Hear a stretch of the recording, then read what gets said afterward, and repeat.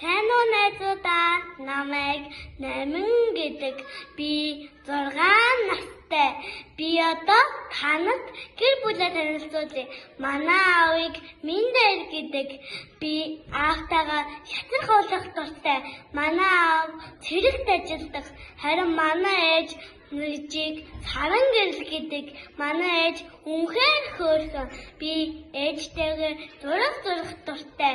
Харин бид 3 хамтдаа кино үзэх дуртай.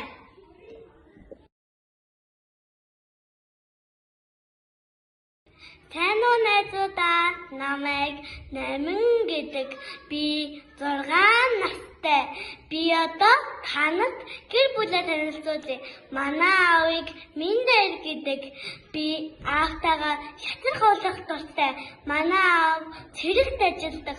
Харин манай ээж Нүжиг Саран гэрэл гэдэг. Манай ээж үнэхээр хөөрхөн. Би ээжтэйгээ зураг зурах дуртай. Харин бид 3 хамтдаа кино үзэх